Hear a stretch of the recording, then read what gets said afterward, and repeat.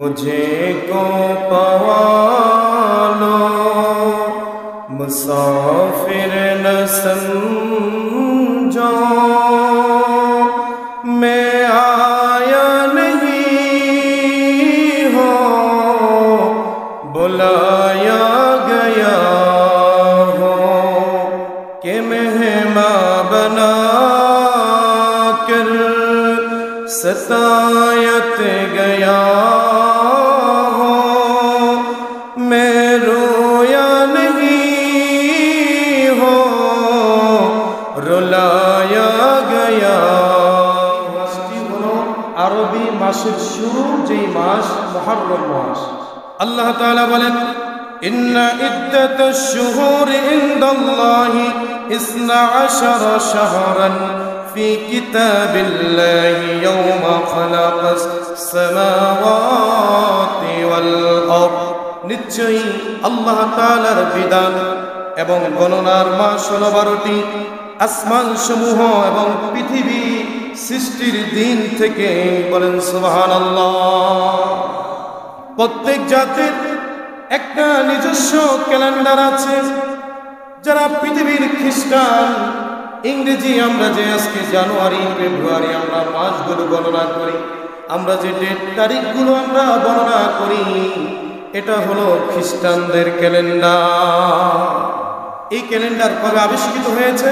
খ্রিস্টান জাতি তারা মনে করে হযরত ঈসা আলাইহিস সালাম তিনি আল্লাহর পুত্র।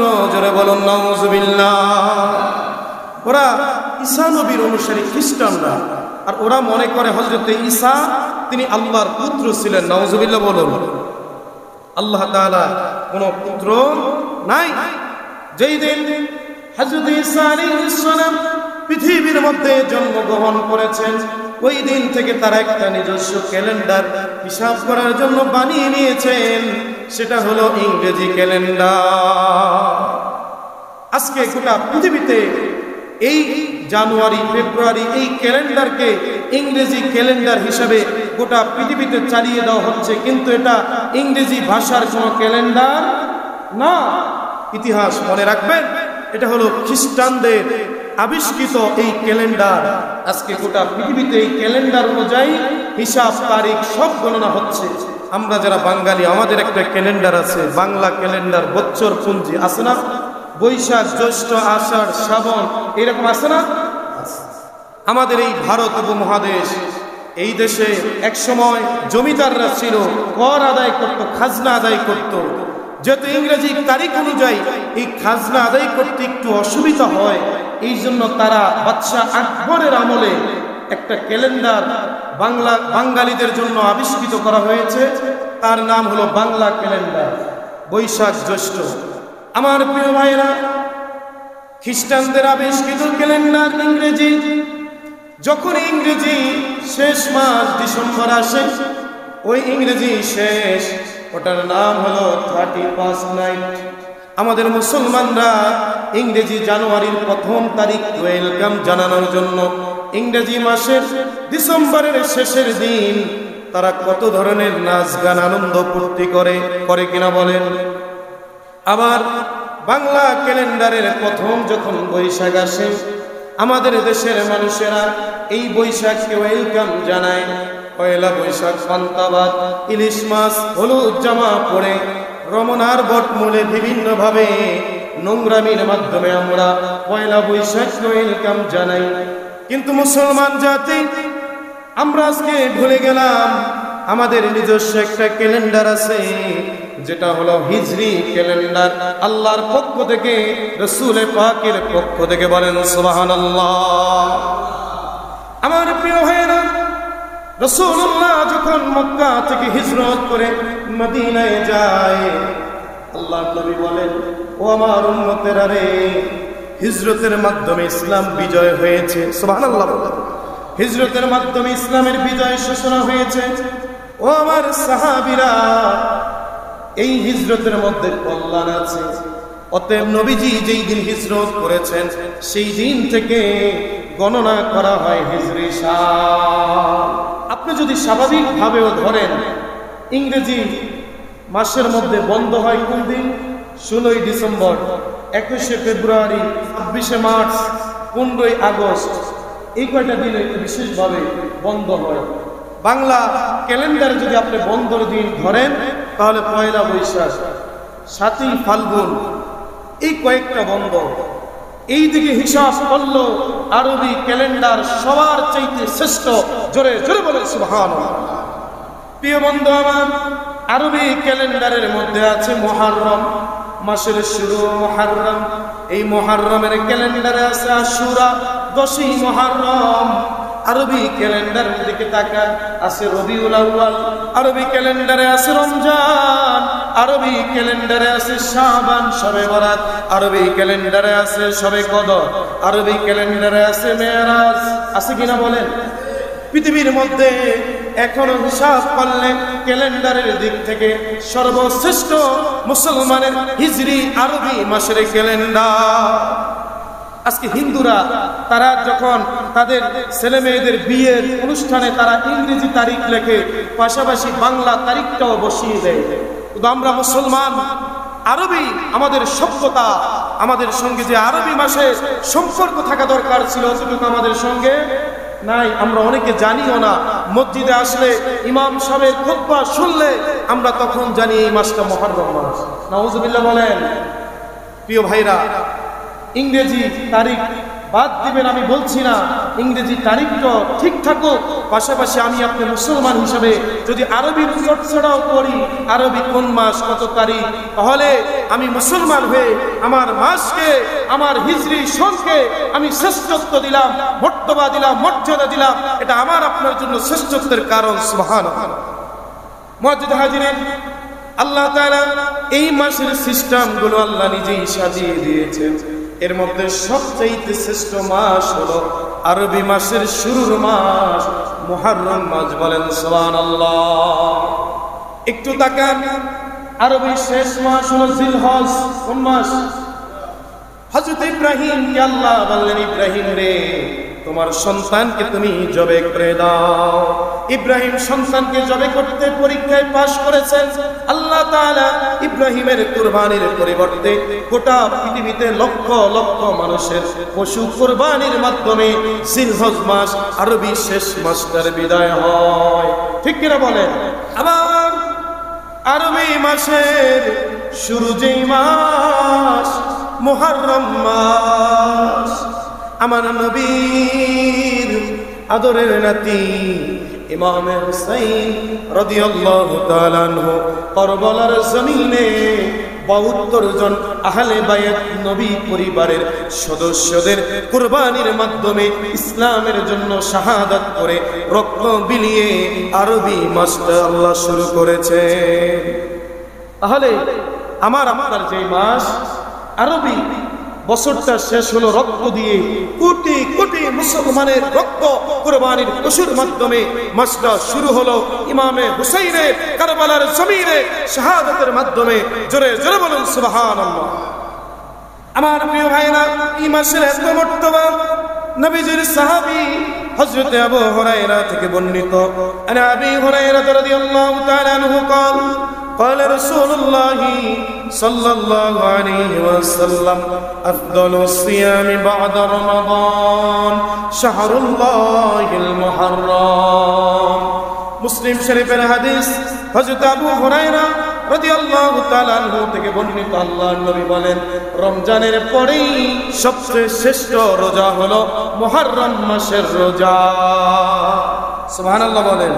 আল্লাহর নবী বলেন, হযরত কাতাদা রাদিয়াল্লাহু থেকে হাদিস, আমার নবী বলেন, সিয়ামু ইয়াউমি আশুরা আহতাসিবু আলাল্লাহি আইয়ুকাফিরা সানাতাল্লাতী ক্বাবলাহু।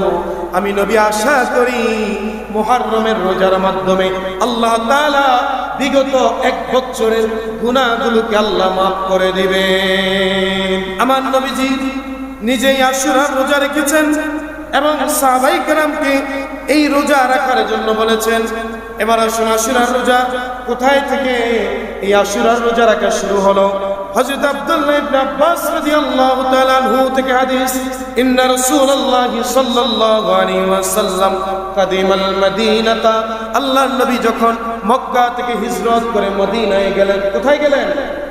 মদিনায় গেলেন ফাওয়াজাদাল ইয়াহুদা সিয়ামা ইয়াউম আশুরা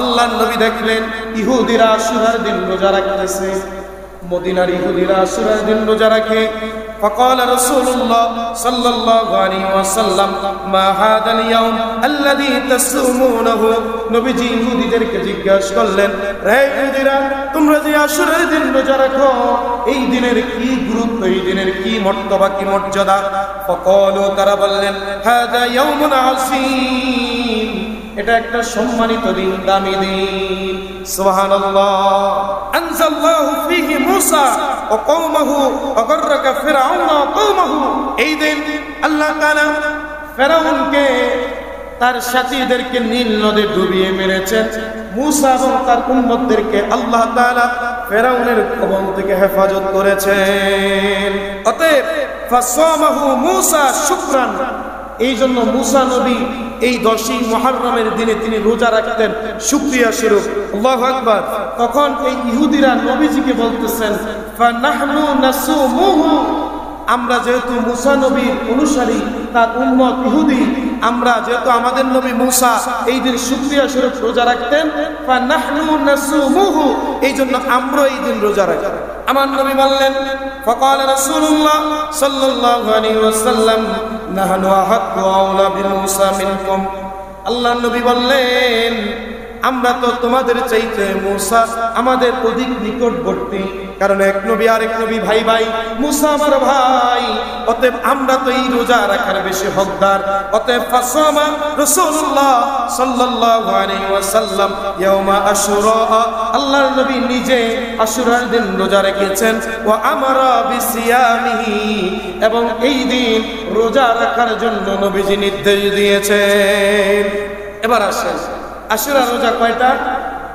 দুইটা কয়টা হযরত ইবনে আব্বাস রাদিয়াল্লাহু তাআলা আনহু তিনি বলেন সুমুত তাস ওয়াল আশির তোমরা 9 এবং 10 তারিখ রোজা রাখো অর্থাৎ মুহররমের 9ম এবং 10ম তারিখ রোজা রাখো সুবহানাল্লাহ বলেন অখালিফু ফীহিল ইয়াহুদ এবং ইহুদিদের খেলাফ করো ইহুদিদের বিরোধিতা করো এটা তিরমিজি শরীফের হাদিস মুআজ্জিজ হাজিরিন আমি আপনি যদি আশুরার একটা রোজা রাখি তাহলে তো ইহুদিরা রাখতো কয়টা আল্লাহর নবী যখন মক্কা থেকে মদিনায় গেলেন তখন দেখলেন ইহুদিরা কয়টা রাখছে একটা এখন আমরাও যদি একটা রাখি তাহলে ইহুদিদের সঙ্গে আমাদের মিল মান তাশাব্বা বিকওমিন ফাহুয়া মিনহু যেই জাতি যে যাকে অনুসরণ করে সে তাদের দলভুক্ত হয়ে যায় আমরাও যদি একটা রাখি ইহুদিদের সঙ্গে আমাদের মিল হয়ে যাবে এজন্য হাদিসে পাকে বলা হয়েছে তোমরা রাখবা দুইটা কয়টা ইহুদিদের বিরোধিতা করে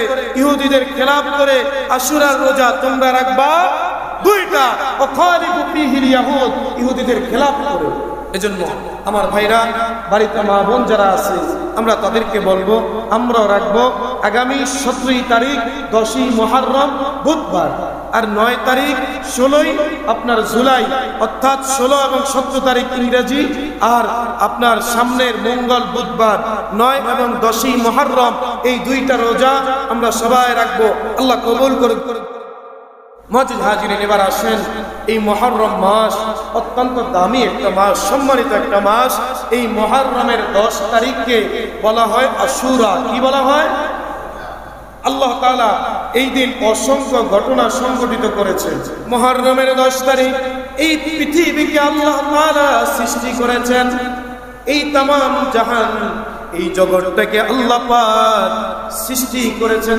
তৈরি করেছেন মুহররম মাসের 10 তারিখ সুবহানাল্লাহ দুই নম্বরে আমাদের সকলের বাবা সাইয়্যিদনা হযরত আদম আলাইহিস সালাম পৃথিবীর মধ্যে প্রথম মানব হযরত নবী আদম আলাইহিস সালাম আল্লাহ তাআলা আমাদের সবাইকে একজন মানুষ থেকে সৃষ্টি করেছেন তিনি কে আদম এবং মা হাওয়া আমাদের সবার বাবাকে বলেন হযরত আদম আমাদের আদি পিতা এবং আমাদের মায়ের নাম কি হযরত হাওয়া আলাইহিস সালাম এই দুইজন থেকে আল্লাহ তাআলা এই গোটা পৃথিবীর সমস্ত মানুষদেরকে সৃষ্টি করেছেন অতএব সৃষ্টির সূচনা হযরত আদমকে আল্লাহ এই মুহররম মাসের 10 তারিখে সৃষ্টি করেছেন বলেন সুবহানাল্লাহ আল্লাহ তাআলা আদমকে বানাইয়া বেহেশতের মধ্যে থাকতে দিলেন। আদম রে, ও আদম যাও তুমি বেহেশতের মধ্যে থাকো।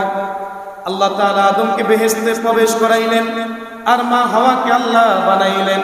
বানাইয়া বেহেশতে আদম হাওয়াকে থাকতে দিলেন। আল্লাহ বললেন লা তাকরাবা হাযিহিশ শাজারা, আদম রে জান্নাতের সব জায়গায় ঘুরবা, সব গাছের ফল খাইও, ওই গাছটার কাছেও যাইও না। অনেক দীর্ঘ ইতিহাস। শয়তান ওসওয়াসা দিয়ে বাবা আদমকে মা হাওয়াকে গাছের কাছে নিয়ে গেলেন, গাছের ফল খাওয়াইলেন। আল্লাহ তাআলা অসন্তুষ্ট হয়ে আদমকে পৃথিবীতে যেই দিন প্রেরণ করলেন, সেই দিনটা ছিল মুহররমের 10 তারিখ। বলেন সুবহানাল্লাহ। হযরত আদম পৃথিবীতে 360 বছর মতান্তরে 400 বছর এই পৃথিবীতে এসে কেঁদেছিলেন। প্রথম 100 বছর আদম কাঁদলেন, চোখের পানি বাইর হয়েছে। দ্বিতীয় 100 বছর কাঁদতে কাঁদতে পানি আর বাইর হয় না, চোখ দিয়ে রক্ত বাইর হইতেছে। তৃতীয় 100 বছরে রক্ত শেষ, পানিও শেষ, রক্ত কতদিন আর কাঁদতে পারে, কত কাঁদতে পারে। এবার চোখ দিয়ে পুঁজ বাইর হওয়া শুরু হয়েছে। এরপরে আস্তে আস্তে গালের গোশতগুলো পচে পচে গলতে লাগলো। আল্লাহু আকবার। ও বাবা, কত গুনাহ করি। আল্লাহ কইছে আদম গাছের কাছে যাইও না। গেছে 400 বছর কাঁদছে, গালের গোশত কাঁদতে কাঁদতে পানি বাইর হয় না, পানির পরিবর্তে রক্ত। দ্বিতীয় 100 বছর, তৃতীয় 100 বছর পুঁজ, এরপরে গালের গোশত পচে পচে গলতে লাগলো। আর আল্লাহ যে প্রতিদিন বলছে বান্দা 5 ওয়াক্ত নামাজ পড়ো। কত মুসল্লি ভাইরা কি সুন্দর মুসল্লি সেজে বসে আছি, আজকে ফজরের নামাজ আমার অনেক ভাইরাই আদায় করি। কথা কোন না আদায় করি। মুসলমান কতদিন কেঁদেছি, কতবার কেঁদেছি, কত সেকেন্ড কেঁদেছি। মা হাওয়া পৃথিবীর এক প্রান্তে কান্দে, আদম পৃথিবী আরেক প্রান্তরে কান্দে। আরে পৃথিবীতে কোনো মানুষ নাই, কোনো কিছুই নাই। গোটা পৃথিবীতে এখন আল্লাহ কাউকে পাঠায় নাই। পৃথিবীর মধ্যে একা একা মা হাওয়া এক প্রান্তরে, বাবা আদম আর এক প্রান্তরে কান্দে। কানতে কানতে 350 বছর পরে আল্লাহ তাআলা দুইজনকে একত্রিত করেছেন আরাফার ময়দানে। আরাফাত পরিচয়ের জায়গা। মা হাওয়া এবং বাবা আদম 350 বছর পরে দুনিয়া এসে কাঁদতে কাঁদতে এই জায়গায় এসে একজন আরেকজনের সঙ্গে দেখা হয়ে যায়। আল্লাহ তাআলা 350 বছর পরে আমার নবীর উসিলা দিয়ে আমার আদম যখন ক্ষমা চেয়েছেন, আল্লাহ মাফ করে দিয়েছেন। সেই দিনটা মুহররমের। আমার ভাইয়েরা, নূহ নবীর জাতি যখন নূহ নবীর কথা মানতেছে না, নবী নূহের অবাধ্য হয়ে গেল। আল্লাহ বললেন নূহের একটা নৌকা বানাও, এই নৌকা বানাইয়া তোমার যারা অনুসারী তাদেরকে নৌকা উঠাও, বাকি সব আমি বন্যা দিয়ে প্লাবন দিয়ে ধ্বংস করব। নূহ নবীর ছেলে কেনান ছিল, ঈমান আনে নাই। নূহ বলছে বাবারে নৌকায় উঠে ঈমান আনো, বলছে না আমি ঈমান আনবো না। কিন্তু প্লাবন যখন শুরু হয়ে গেছে, সন্তান তাকেও নূহ নবী বাঁচাইতে পারে না। প্লাবনে সেও শেষ হয়ে গেছে। নূহ নবীর সময় আল্লাহ যে প্লাবন দিয়েছেন, গোটা পৃথিবী আল্লাহ ধ্বংস করে দিয়েছেন। শুধু সেই দিন যারা নূহ নবীর নৌকায় ছিলেন তাদেরকে আল্লাহ রক্ষা করেছেন। তাদের থেকে আবার পৃথিবীতে বংশধারা, এই যে আমরা আবার পৃথিবীতে বংশধারা শুরু হয়েছে। জোরে জোরে বলুন সুবহানাল্লাহ। এই নূহ নবী দীর্ঘদিন প্লাবনের পরে যেই দিন নূহ নবীর কিস্তি জুতি পর্বতের সঙ্গে গিয়ে রক্ষা হয়েছে, সেইটা ছিল মুহররমের 10 তারিখ। জোরে জোরে বলুন সুবহানাল্লাহ। আল্লাহ তাআলা নবী সুলাইমান পৃথিবীতে একজন নবী ছিলেন। আল্লাহ যাকে এমন ক্ষমতা দিয়েছেন, তিনি পশু পাখির কথা বুঝতেন। সব কিছুর উপরে যেই নবীকে আল্লাহ ক্ষমতা দিয়েছেন তার নাম কি? সুলাইমান। তার নাম কি? সুলাইমান। এই সুলাইমান নবী পশু পাখি জিন ইনসানের বিচার করতেন। জিনেরা বিচার নিয়ে আসতো, পশু পাখিরা নবী সুলাইমানের দরবারে বিচার নিয়ে আসতো। তিনি তাদের কথা বুঝতেন, শুনতেন। এই সুলাইমান নবীর ক্ষমতা আল্লাহ যেই দিন দিয়েছেন সেইটা ছিল এই মুহররম মাসের 10 তারিখ। বলেন সুবহানাল্লাহ। হযরত আইয়ুব 18 বছর অসুস্থর পরে এই দিন আল্লাহ সুস্থ করেছেন। আইয়ুব নবী এত অসুস্থ, গোটা শরীরের মধ্যে পোকা হয়ে গেছে, কেড়া হয়ে গেছে। একদিন হঠাৎ করে আইয়ুব দেখেন তার জিহ্বার মধ্যে একটা পোকা। আইয়ুব আলাইহিস সালাম আল্লাহকে ডাক দিলেন, আল্লাহ এতদিন আমার গোটা শরীরের মধ্যে পোকা হয়ে গেছে, কেড়া হয়ে গেছে, কোনোদিন বলি নাই। আল্লাহ আমাকে মাফ করেন, আমাকে রোগ মুক্ত করেন। আজকে আমি বলতেছি আমার গোটা শরীর শেষ হয়ে যাক, আমার জিহ্বাটা আপনি পোকা দিয়ে শেষ করিয়েন না, যেন আমার এই জিহ্বা যদি ভালো থাকে, এই জিহ্বা দিয়ে আমি যেন আপনাকে ডাকতে পারি আল্লাহ আল্লাহ বলে, যেন আমি আপনাকে ডাকতে পারি। অতএব আল্লাহ আপনি আমার জিহ্বাটাকে পোকা দিয়ে শেষ করে দিয়েন না। হযরত আইয়ুব, এই ছিল নবীদের ইমানি পরীক্ষা, ইমানি হালত, ইমানি অবস্থা।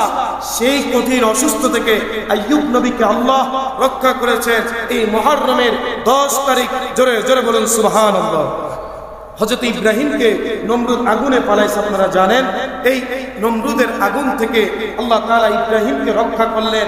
যেই দিন আল্লাহ বললেন, কুল্লা ইয়া নারু কুনি বারদাও ওয়া সালামান আলা ইব্রাহিম, হে আগুন আমার ইব্রাহিমের জন্য তুমি শীতল হয়ে যাও, বরফ হয়ে যাও, ঠান্ডা হয়ে যাও।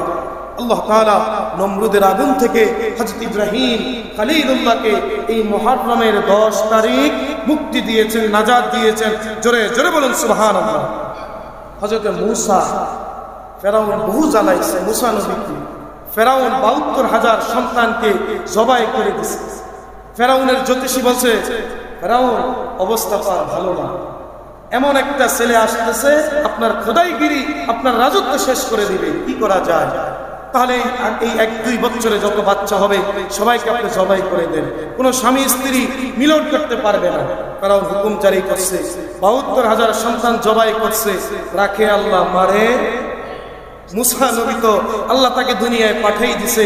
কি অবাক করা ঘটনা, যেই ফেরাউন মূসাকে মাটিতে যে এত সন্তানকে জবাই দিছে, সেই মূসাকে আল্লাহ ফেরাউনের ঘরেই বড় করেছে।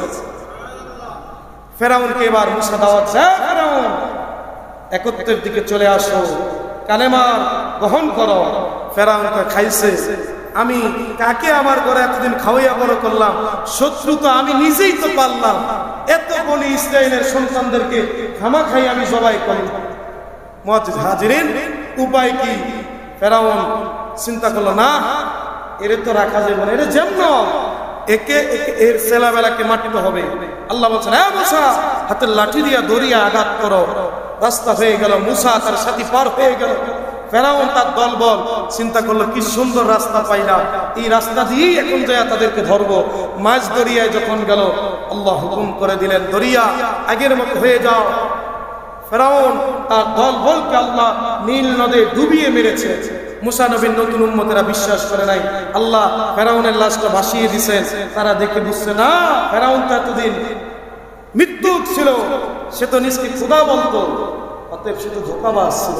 আল্লাহ কয়, মূসা শুধু তোমার উম্মতেরা দেখে শিক্ষা গ্রহণ করবে না, আমি ফেরাউনের লাশকে পচবে না, বলবে না, নষ্ট হবে না, অক্ষত অবস্থায় কিয়ামত পর্যন্ত রেখে দিব।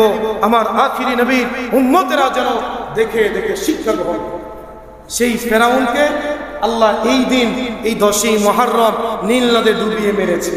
হযরত ঈসাকে তার কওমের লোকেরা ঈসা নবীকে মারার জন্য শুলে চড়াইল। আল্লাহ তাআলা তার নবী হযরত ঈসাকে আসমানে তুলে নিলেন এই মুহররমের 10 তারিখ।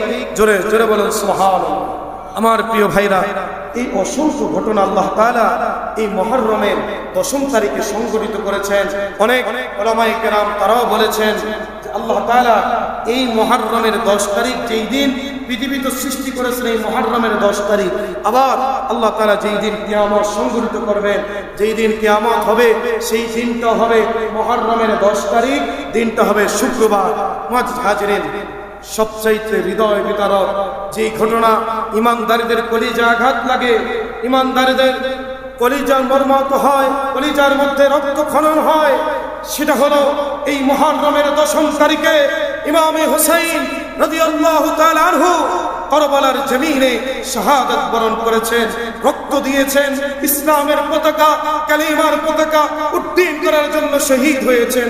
আমার নবীজি ইমাম হুসাইনকে এত আদর করতেন। নবীজির নাতি খাতুনে জান্নাত ফাতেমাতুজ জোহরার দুইজন সন্তান ইমাম হাসান, ইমাম হুসাইন নানার কাছে আবদার করেছে, নানা আমরা ঘোড়ার পিঠে চড়তে চাই। রহমাতুল লিল আলামিন নবী কোথায় ঘোড়া পাবেন? নিজেই ঘোড়া হয়ে গেলেন। আল্লাহর নবী, দো জাহানের বাদশা নবী, কামলিওয়ালা নবী, সরকার কায়নাত নবী নিজেই জমিনের মধ্যে হাতটা দিয়ে পাউটা নবী জমিনের মধ্যে বিছিয়ে ঘোড়া হয়ে বললেন, নানা আমার পিঠে চড়ো আর আমাকে ঘোড়া বানাইয়ে তোমরা আনন্দ করো। সুবহানাল্লাহ। যেই নবীজি হাসান হুসাইনকে কোলে পিঠে করে এমন কোন জায়গা নাই নবীজি হুসাইনের চুমু দেয় নাই। সেই হুসাইন তাকে আমার নবীর একদল নিষ্ঠুর উম্মত মুনাফিকরা, ইয়াজিদ বাহিনীরা কারবালার জমিনে ইমামে হুসাইনকে অসংখ্য সিটি লিখতেছে। কিতাবের বর্ণনায় পাওয়া যায় 12,000 সিটি কুফা থেকে ইমামে হুসাইনের কাছে পাঠাইলেন।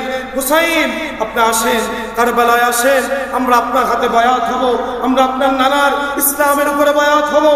হুসাইনকে মেহমান বানিয়ে কারবালার জমিনে নিয়ে মুনাফিকের মতো জবাই করে দিয়েছে তাকে। আমার ভাইরা, উম্মে সালমা রাদিয়াল্লাহু তাআলা আনহা স্বপ্নে দেখেন আল্লাহর নবী, দো জাহানের বাদশা নবী, রাহমাতুল লিল আলামিন, নবীজির চুলগুলো এলোমেলো, আল্লাহর নবীর গায়ের মধ্যে ধুলাবালি লাগানো, কেমন জানি নবীজি পেরেশানগ্রস্ত। আমার নবীজি কেমন জানি হায় হতাশ করতেছে, এলোমেলো চুল, ধুলাবালি গায়ের মধ্যে লাগানো, নবীজি শুধু দৌড়াচ্ছে। উম্মে সালমা জিজ্ঞেস করে, ইয়া রাসূলুল্লাহ, ইয়া হাবিবাল্লাহ, ইয়া রাসূলুল্লাহ, ইয়া হাবিবাল্লাহ, আপনি কেন এরকম হতাশাগ্রস্ত? আপনি কেন এত পেরেশানগ্রস্ত? কেন চুলগুলো এলোমেলো? কেন আপনার গায়ের মধ্যে ধুলাবালি? আল্লাহর নবী বলেন, সালমা, ও সালমা, আজকে 10ই মুহররম, আজকে কারবালার জমিনে আমার হুসাইন নানা নানা বলে চিৎকার দিয়ে কাঁদতেছে। আমার একদল মুনাফিক উম্মত আমার হুসাইনের বুকের উপরে উঠে তলোয়ার দিয়ে পশুর মতো আমার হুসাইনকে আজকে জবাই করে দিচ্ছে। ও সালমা, আমি আমার হুসাইন চিৎকার গুলো শুনে শুনে আমি আর মদিনার রওজায় থাকতে পারি না। আমি মুহাম্মাদুর রাসূলুল্লাহ কারবালার জমিনে আমি চলে গেলাম। আমার নাতি হুসাইনে ওই জবাই করা সেখান থেকে একটা শিশি রক্ত আনার জন্য। সালমানে দেখো, আমার হাতেই যে একটা শিশি রক্ত দেখা যায়। হাসরের দিন আমি আল্লাহর কাছে আপিল করব, আল্লাহর কাছে আমি বলবো, রব্বুল আলামিন আমার হুসাইন কারবালার জমিনে শহীদ হয়েছে, আমার উম্মতের জন্য শহীদ হয়েছেন, আমার গুনাহগার উম্মতের জন্য হুসাইন শহীদ হয়েছে। ইয়াজিদের সামনে মাথা নত করে নাই, ইসলামের জন্য, কালেমার জন্য হুসাইন কারবালায় শহীদ হয়েছেন। এই রক্তের সিলায় আমার কোটি কোটি উম্মতকে আপনি মাফ করে দেন। 10ই মুহররম, 9ই মুহররম কারবালায় 72 জন নবী পরিবারের সদস্য কারবালার জমিনে গিয়ে যখন তাবু গাঁথলেন, মাটির মধ্যে আঘাত করে রক্ত বাইর হয়, গাছের মধ্যে আঘাত করে রক্ত বাইর হয়। ইমাম হুসাইনকে যখন বলল, হুসাইন বলো আমার সাথীরা রে, এখানেই তাবু গাড়ো। আমার নানা মুহাম্মাদুর রাসূলুল্লাহ বলেছেন আমার হুসাইন কারবালার জমিনে শহীদ হবে। আমার উম্মতের জন্য আমার হুসাইন কারবালার জমিনে শহীদ হবে।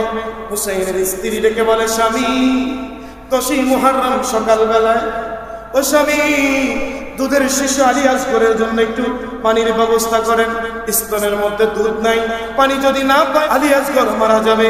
হুসাইন আলী আসগরকে সামনে লইয়া বললেন, ইয়াজিদ বাহিনী রে, পানি আমাদেরকে দাও নাই, পোরাতের পানি কুকুরে খায়, কত কিছুই তো খায়, কিন্তু তোমরা পোরাতের পানি আমাদের জন্য বন্ধ করে দিলা। অসুবিধা নাই, আমার দুধের শিশু আলী আসগরকে একটু পানি দাও। পানি যদি না পায় আলী আসগর এখনই মারা যাবে। ইয়াজিদ বাহিনী পানি তো দিল না, একটা তীর মেরে দিল, আলী আসগর সেখানেই শহীদ হয়ে যা। রক্ত বাহির হতেছে, রক্ত মাখা দেওয়াটা লইয়া হুসাইন স্ত্রীর কাছে যাইয়া বলে, বিবি রে, এই নাও তোমার সন্তান আলী আসগরকে। ও বিবি, দুনিয়ার পানি পান করতে পারি নাই, তবে আল্লাহর জান্নাতের পানি, আল্লাহর জান্নাতের শরাব পান করিয়ে এনেছি। সেই দিন কারবালার মর্মান্তিক ইতিহাস, কত কষ্ট করেছে ইসলাম। চিন্তা হতা হে হর কারবালা কি বাত। ইসলাম ইমাম হুসাইন শিক্ষা দিয়েছেন, বাতিলের সামনে আপোষ করা যাবে, প্রয়োজনে জীবন দিতে হবে, রক্ত দিতে হবে মুসলমানের জন্য, ইসলামের জন্য।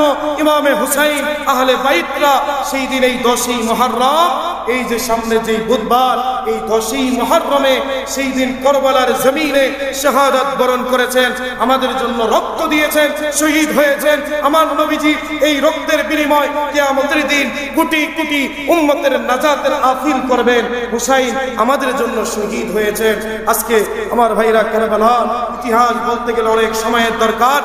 আজকে 10ই মুহররম আসলে একদল দেখা যায় এরা শিয়া, এরা মুসলমান না, এরা হায় হুসাইন হায় হুসাইন বলে, এরকম দেখা যায়। নিজেরা নিজেদের শরীরে আঘাত করে, রক্তাক্ত করে, এরা এইভাবে করে করে মাতম করে, মদ পান করে, বিভিন্ন ধরনের খারাপ কাজে জড়ায়। এদের সঙ্গে ইসলামের কোনো সম্পর্ক, জোরে বলেন, ইসলামের কোনো সম্পর্ক। আমরা মুসলমান, হুসাইন আমাদের জন্য শহীদ হয়েছে। আমার নবীর নাতি ইমাম হুসাইন শহীদ হয়েছেন, রক্ত দিয়েছেন। মুহররম আসলে আমরা আহলে বায়াতের আলোচনা করব। একদল আছে খারেজি মার্কা, বিভিন্ন বাতিল, এরা চায় নবী পরিবারের আলোচনা যেন না হয়। নাউজুবিল্লাহ বলেন। এ বাবা, নামাজের মধ্যে নবীর পরিবারের কথা আছে না নাই? রুদে যখন পড়েন ওয়ালা আলিহি, নবীর পরিবার পরিজনের কথা আছে না নাই? নামাজের মধ্যে নবীজির পরিবারের কথা, আহলে বায়াতের আলোচনা করলে নবীর মুহাব্বত ইশক অন্তরের মধ্যে পয়দা হয়। আমরা মুসলমানের সভ্যতা 10ই মুহররম কারবালার দিনের স্মরণ করে আমরা এই দিন ইমামে হুসাইনের মর্মান্তিক কারবালার ঘটনা আলোচনা করব, দোয়া করব, মিলাদ পড়ব, দোয়া করব, এটা হলো উত্তম। কিন্তু ওই শিয়াদের মতো এইরকম বেদাতি কাজ করা যাবে না। আপনি যদি ইমাম হুসাইনের কারবালার স্মরণে যদি ওয়াজ, দোয়া, আমরা যদি মিলাদের আয়োজন করি, এটাই হবে ইমামে হুসাইনের মুহাব্বতে সর্বোত্তম কাজ। কিয়ামতের দিন আল্লাহ তাআলা আমাদেরকে ইমামে হুসাইনের সঙ্গে, আল্লাহর নবী যেই দিন সুপারিশ করবেন ইমাম হুসাইনের রক্ত দিয়ে, আমরা যদি তাদেরকে মুহাব্বত করি, আহলে বায়াতের মুহাব্বত থাকে, আমরা সেই দিন সুপারিশ করে আমরা সেই দিন জান্নাতে যেতে পারবো। আল্লাহ কবুল করুক। সবাই বলেন আমিন।